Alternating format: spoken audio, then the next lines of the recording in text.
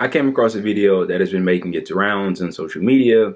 It is retired U.S. Army Colonel Douglas Macgregor. He went on Fox Business and he talked about the crisis between Russia and Ukraine.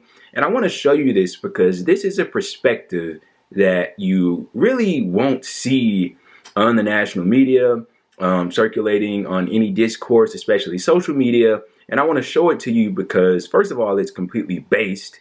I think he spoke nothing but facts, but I really want you to take this in and compare it to everything else, all the other information and perspectives that you've been receiving up until this point, and then I want to talk about it. The first 5 days, Russian forces, I think, frankly, were too gentle.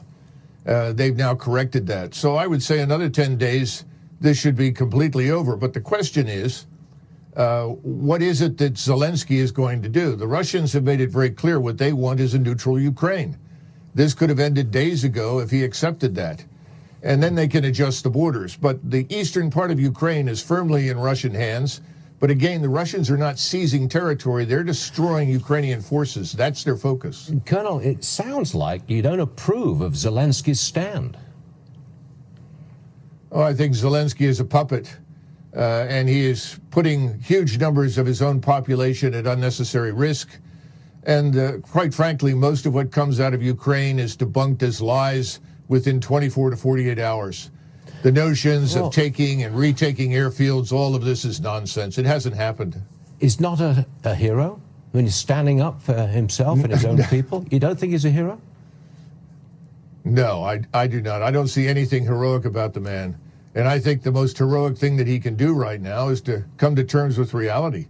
Neutralize Ukraine. This is not a bad thing. A neutral Ukraine would be good for us as well as for Russia.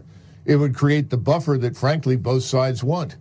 But he's, I think, being told to hang on and try to drag this out, which is tragic for the people that have to live through this. I'm inclined to disagree with you, Colonel, but, we'll see how this works out.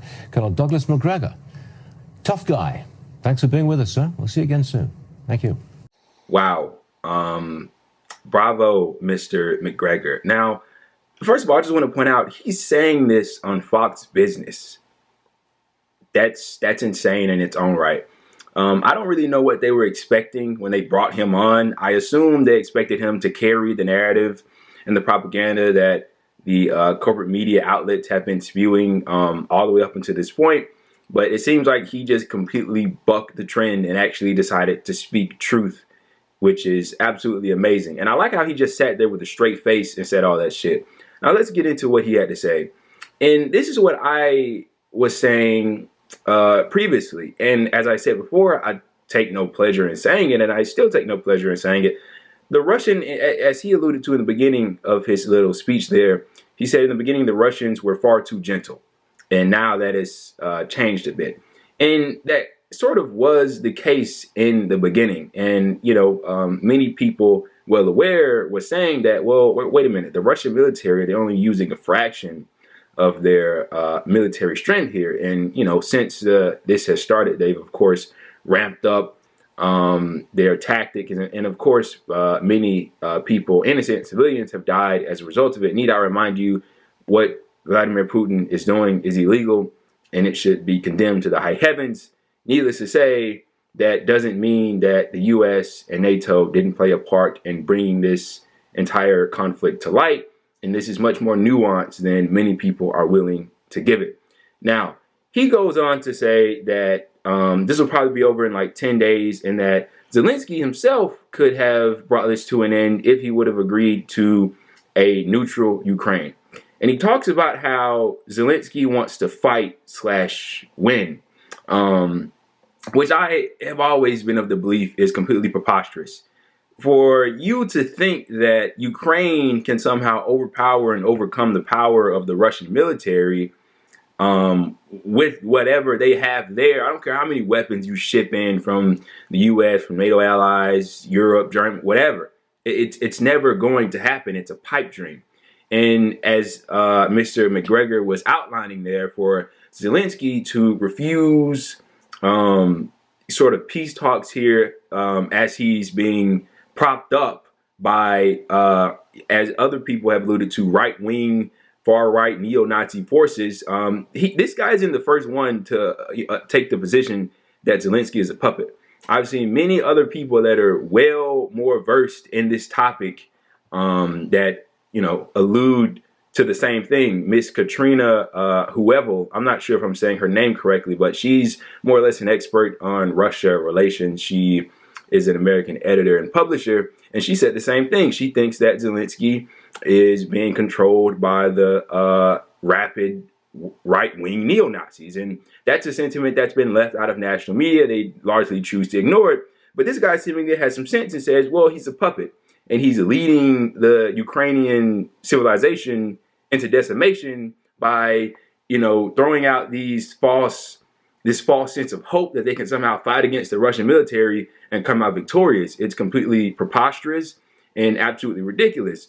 And he speaks to the lies and the myths that are coming out of Ukraine, and he labels it as nonsense. And I want to add to what his argument has to say, because the New York Times, the fucking New York Times of all places, has come out with an article basically alluding to the same thing, that these myths that have been coming out of this conflict in Ukraine are completely unproven and therefore completely false. I'll just give you a couple. The Ghost of Kyiv, this supposed Ukraine aircraft that's been sinking Russian planes left and right. Completely unproven, therefore false. But it serves this purpose of invigorating not just the Ukraine people, but the people watching this conflict to come to the side of Ukraine to continue to support them in this battle that they will never win, which will only cause more death, more carnage. I'll give you another example, the Snake Island massacre, the supposed 13 Ukrainian soldiers that gave the middle finger to the Russian demands, and they were killed as a result of it.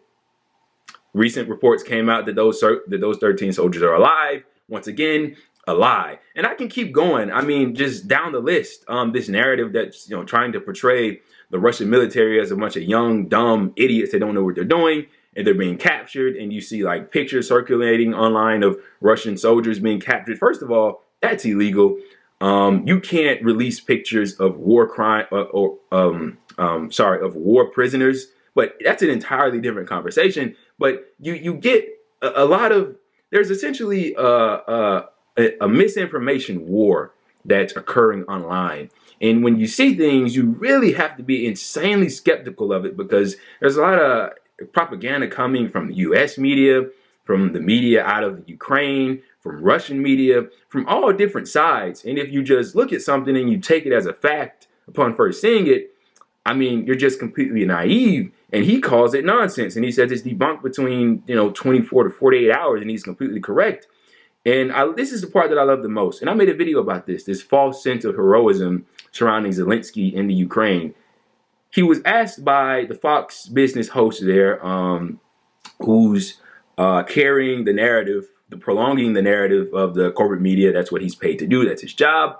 And he says, well, isn't he a hero? And the guy chuckles. And I think this is amazing, because this is a former U.S. Army colonel. And he looks at a guy like Zelensky and just smirks and is like, yeah, no, nothing about that guy is heroic. I thought that was really funny. And I have to agree. It's this sentiment that's being spread online that, these Russian civilians, I talked about it in the video that I made. We got disabled grandmas making Molotov cocktails, trying to fight back against the Russian. It's a futile effort. And all you're doing, especially if you're Zelensky, whether you're a puppet or not, whether you're doing it of your own volition or not, you're leading your people into death. And he said the most heroic thing he can do is come to terms with reality and stop trying to hang on and trying to win a battle that can, in fact, never be won. And I love how at the end there, the Fox host, well, I'm inclined to disagree. Of course, he has to further the narrative of the propaganda that corporate media pumps out. But this is a sentiment. I just want to show you this, because this is a sentiment. This is a perspective that I believe is correct, that isn't being shown to the mass of people. This is something that's suppressed. This is something that if you talk this kind of talk, you're called a Russian asset. You're on the payroll of Vladimir Putin. You are an ally to the Kremlin. You're all those things. But I mean, this is a retired U.S. Army colonel basically reaffirming things and information that I have believed in since this began. I mean, before Russia even invaded Ukraine, the U.S. called neutralizing Ukraine, which is what they wanted, and stopped putting offensive missiles and pointing it at them. The U.S. called it a non-starter. No, we can't violate NATO's open door policy. Well, congratulations. Ukraine just got invaded, and here we are.